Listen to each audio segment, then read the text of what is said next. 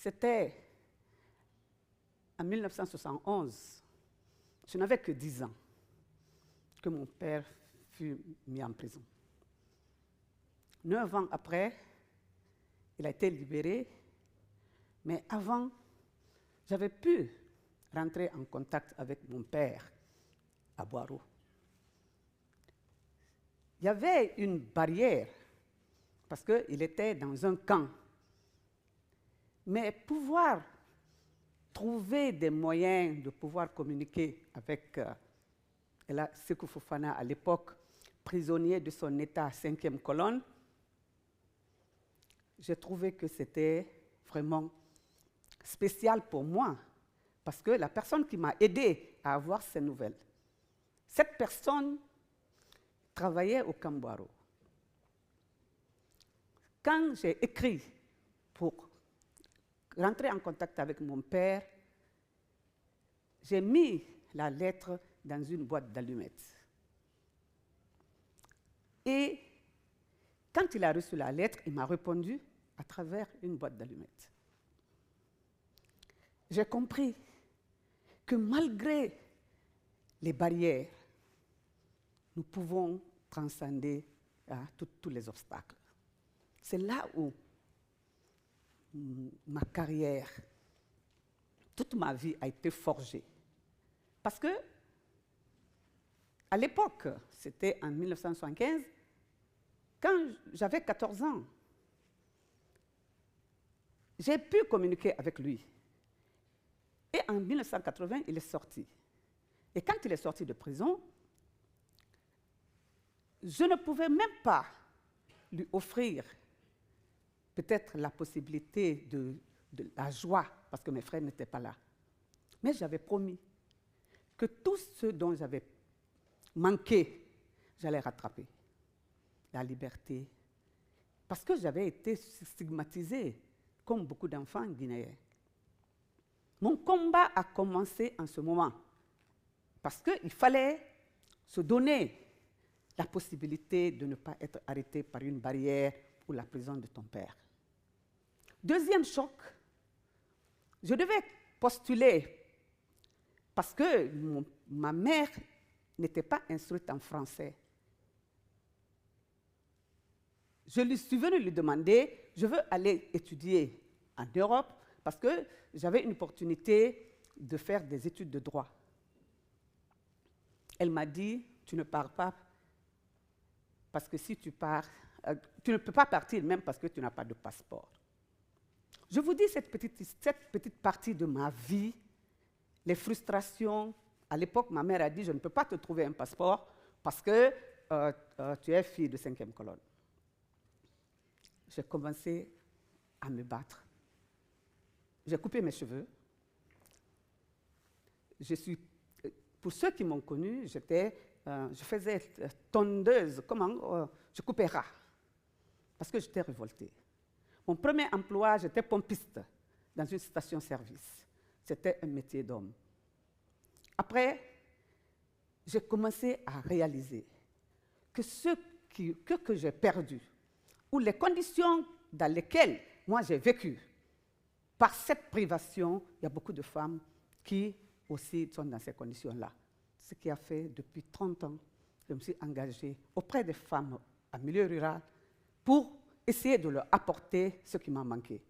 Premièrement, l'instruction, aider les femmes à maintenir leurs enfants à l'école. Deuxièmement, leur apporter la possibilité d'avoir un acte de mariage. Beaucoup de femmes sont en milieu rural, elles n'ont pas d'acte de mariage, elles sont mariées de façon coutumière. Troisièmement, elles n'ont pas accès à des services dont elles peuvent, n'est-ce pas, même payer, mais qui ne leur sont pas à disposition. Je me suis installée en 2000 à Kondéa, c'est un village de 1500 habitants, sur une exploitation agricole. Ma première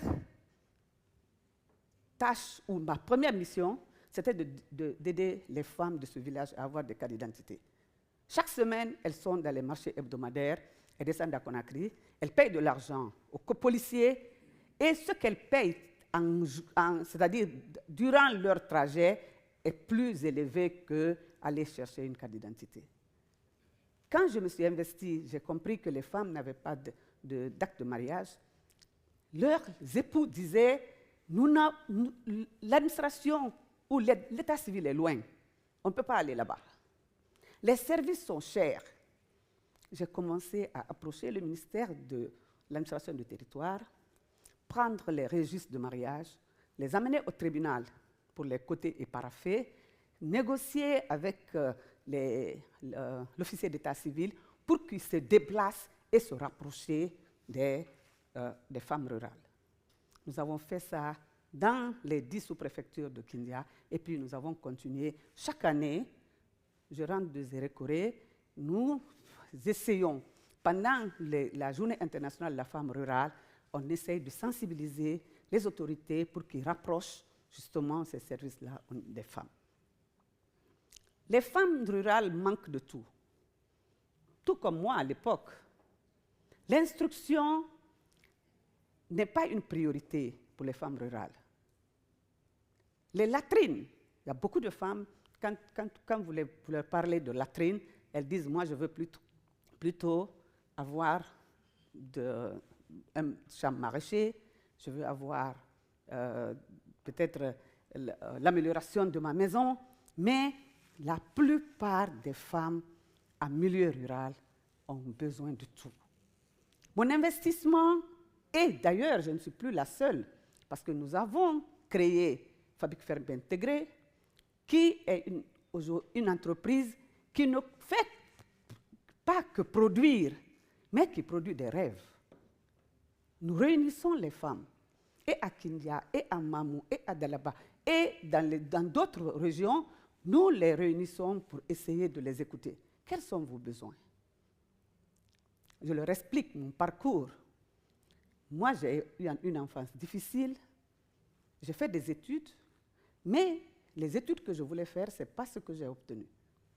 Deuxièmement, je voulais montrer qu'on pouvait réussir en milieu rural. Parce que souvent, on dit, quand on est en milieu rural, on est là-bas, on meurt là-bas, c'est une fatalité. Dans ce cas, nous avons mis des programmes. Les 10 années 2010, nous avons créé une banque rurale pour permettre aux femmes d'accéder au microcrédit, leur apprendre à faire de l'épargne et leur permettre d'avoir des ressources pour faire leur commerce. Nous avons organisé des coopératives. Aujourd'hui, nous avons 400 coopératives, groupements au niveau de notre réseau. Ces avancées nous ont permis vraiment de pouvoir parler aux femmes. En milieu rural, les femmes ont besoin de repères. On dira, Hadjambalou est là, elle dort dans son exploitation, dans ce cas c'est possible. Je ne peux pas être en ville et venir influencer les femmes en milieu rural. Il faut vivre comme elles, il faut parler comme elles, il faut aller dormir dans un village parce qu'elles vont se dire, oui, effectivement, si elle est venue, elle peut.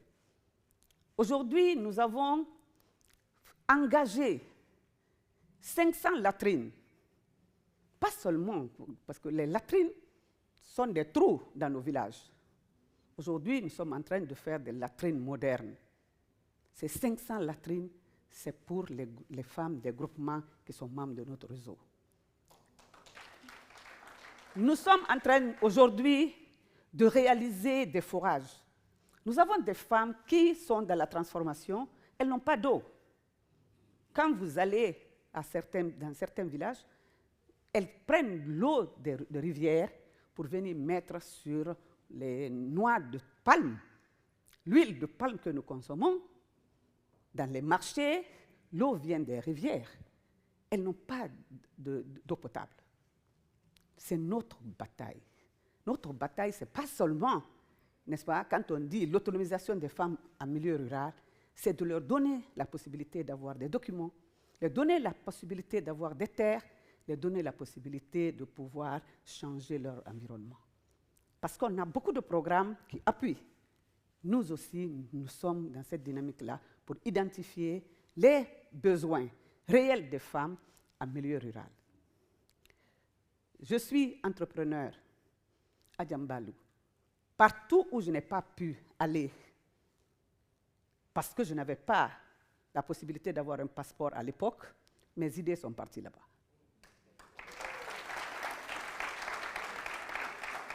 Et ce que je vous dis, c'est la réalité. Aujourd'hui, mes idées vont là où mes pieds ne peuvent pas aller. Deuxièmement, les rêves. Les femmes qui avaient peur de s'exprimer, de pouvoir même sortir de leur zone de confort, aujourd'hui s'identifient à Adjambalou, parce que chaque famille veut avoir sa Adjambalou. Nous motivons les jeunes filles à travers ça. Quand je conduis, les jeunes, dans le village, je passe, les filles disent « Ah, moi aussi, je veux faire ça ». Je dis « Alors, il faut que tu continues à aller à l'école ». Quand je parle, ils disent « Ah, elle parle un bon français, Arafotori Firé », n'est-ce pas? Parce que même si je n'ai pas fait des études